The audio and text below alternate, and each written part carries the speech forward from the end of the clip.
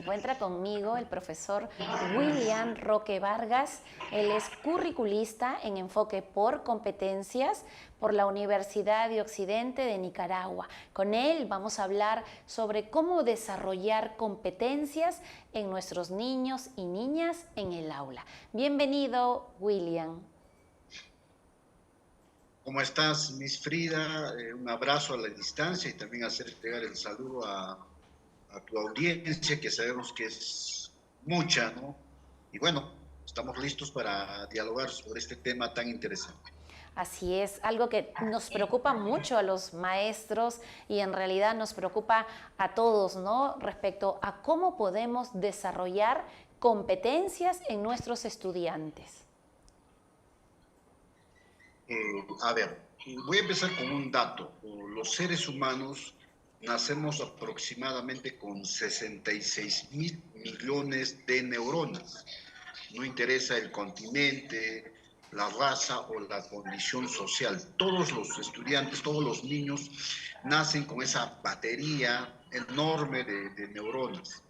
Por tanto, este aspecto biológico neuronal permite que solo el ser humano pueda desarrollar competencias. Y para eso hay varias orientaciones y recomendaciones que debemos de seguir los profesores y también los padres de familia. ¿A qué le llamamos competencias? Hay varias definiciones. Yo me voy a ceñir a la definición que el sistema educativo peruano le da a la competencia. La competencia es un saber actuar. La competencia implica la capacidad de resolver problemas, implica también el pensar de manera compleja, el realizar operaciones mentales complejas, ¿no? Y algo que es bien importante, las competencias son innatas al ser humano, porque justamente nacemos con esa cantidad enorme de neuronas.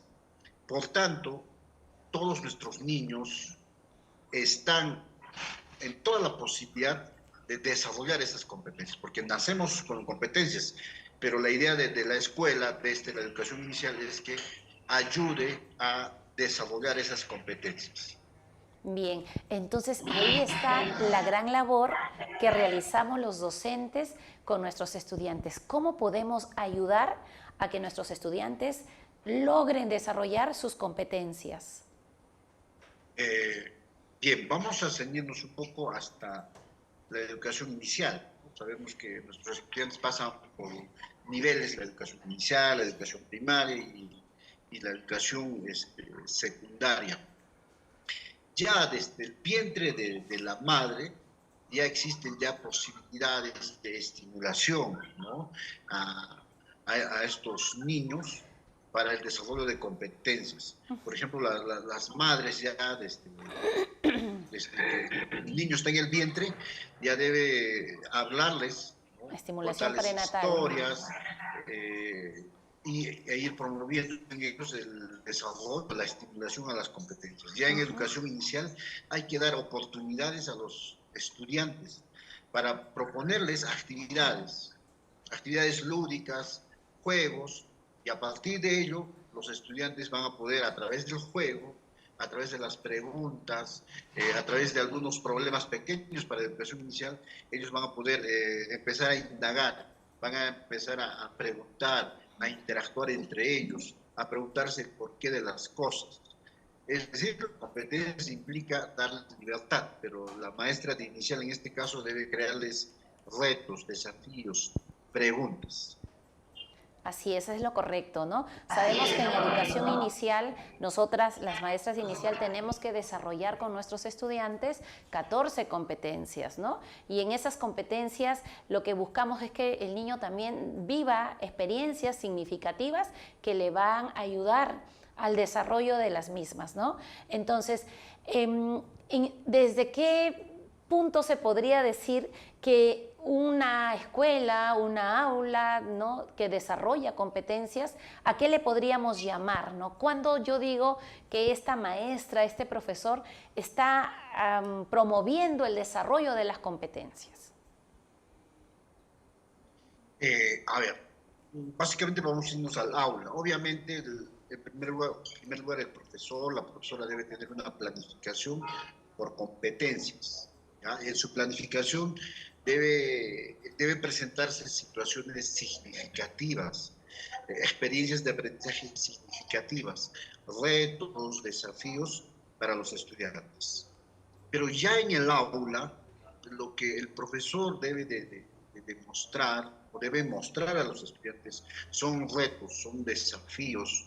Por ejemplo, una pregunta de investigación. A ver, en caso de educación inicial o primer grado de primaria se podría preguntar, ¿no? ¿Qué comen las hormigas? Esta es una situación significativa. Qué A partir reto. de esta pregunta, los estudiantes pueden establecer hipótesis, ¿no? Y luego van a ejecutar algunas estrategias, van a comprobar sus hipótesis, así sean verdaderas o falsas, las van a comprobar. En un aula que está en el enfoque por competencias, el profesor otorga, ¿no?, protagonismo a esto. Así es. Ahora, Resuelvan esos problemas con su acompañamiento, obviamente. Y algo importante, plantea actividades de alta demanda cognitiva, ¿no?, que impliquen el análisis, la síntesis, el aplicar estrategias y, ¿por qué no?, también evaluar sus acciones. uh-huh. Ahora, el rol del estudiante ha cambiado, ¿no? Porque en el método tradicional sabemos que el estudiante pues era pasivo, escuchaba lo que le transmitía el docente, ¿no? Entonces ahora el estudiante cumple otra función.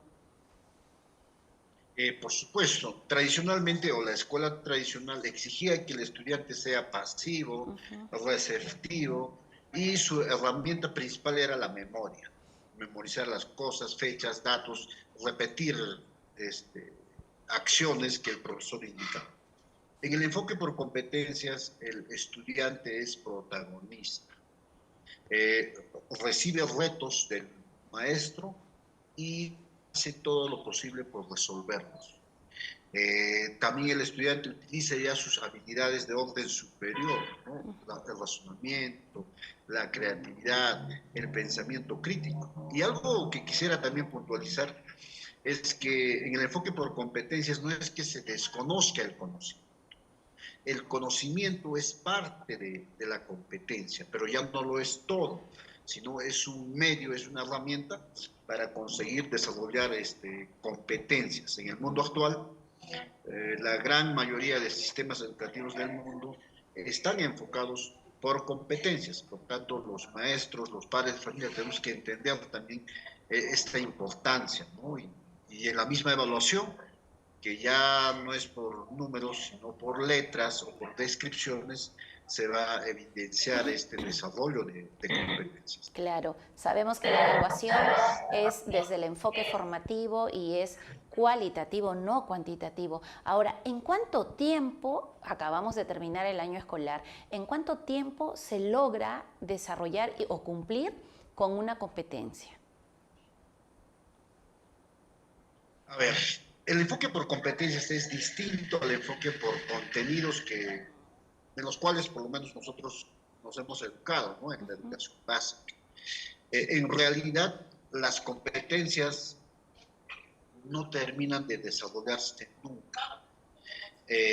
Nosotros nacemos con competencias porque son innatas y en las instituciones educativas se desarrollan, se van desarrollando en educación inicial, primaria, secundaria. Al terminar la secundaria se continúan desarrollando. Bueno, a nivel del Ministerio de Educación se formula el trabajo por estándares, eso sí, ¿no? Los estándares es como una organización de las competencias por niveles progresivos. Entonces, estos estándares son cada 2 años, ¿no? En educación inicial tenemos de ir consolidando una determinada competencia. Luego pasamos al segundo ciclo, donde continúa desarrollándose la competencia. Luego pasamos al tercer ciclo, cuarto, quinto ciclo en primaria, donde se sigue desarrollando la competencia. Y luego pasamos a secundaria, ¿no?, al sexto ciclo y al séptimo ciclo, donde se espera, al terminar el quinto año de secundaria, se espera un determinado perfil del egreso. De un estudiante, de su desarrollo de competencias al quinto de secundaria, perfil de la educación básica al quinto de secundaria. Pero a partir de eso, los estudiantes o las personas seguimos desarrollando nuestras competencias. Pero en términos de sistema educativo, por lo menos un tiempo mínimo es de 2 años para un determinado progreso en una competencia. Entonces, padres de familia tenemos que tener bastante paciencia, tenemos que dar acompañamiento a nuestros hijos para que progresen en sus competencias. Por eso también nuestro currículum nacional, la malla curricular está pues establecida por ciclos, ¿no? Porque se espera que al terminar cada ciclo, bueno, por lo menos los estándares los puedan cumplir, ¿no? Sí, y justo por eso es que, por ejemplo, hablando de repitencia, muchos padres de familia no lo entendemos, la repitencia ya no es por grado o por año, ¿no? El término, digamos, de permanencia en el grado ya se maneja al finalizar el ciclo. Es decir, una competencia no se desarrolla en un mes, en 3 meses, en 6 meses, en un año.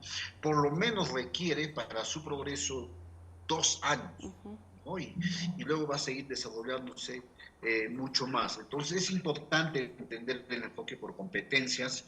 Lo que se centra, o el trabajo que debemos comprender es que en las competencias importan mucho las habilidades. Por ejemplo, la habilidad de hablar, la habilidad de comunicar sentimientos, la habilidad de hacer preguntas, la habilidad de buscar soluciones a determinados retos, ¿no? Y también tiene que ver mucho con el aspecto emocional, el actuar ético. Y al final también se complementa el tema de conocimiento.